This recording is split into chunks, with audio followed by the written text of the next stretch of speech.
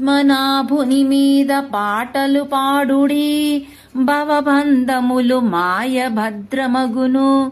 కమలా మనోనాథుని కన్నుల చూడుడి, నేత్రఫలంబై నెగడియుండు.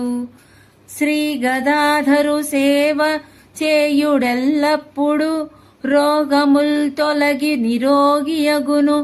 కోదండరాముని కోరి భజించుడి, శత్రునాశనమగు సమ్మతముగా.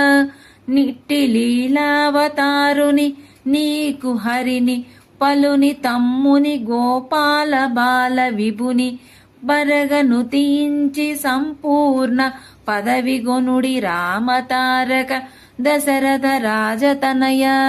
భావం: పద్మనాభుని మీద పాటలు పాడినచో భవబంధాలు మాయ అనే విషయం తెలియును. కమలా మనోనాథుని కనులారా చూచిన ఆ కన్నులు పొందినందుకు ఫలితములు లభించును. శ్రీ గదాధరుని సేవ చేసిన ఎడల రోగములు తొలగిపోయి రోగముక్తుడగును.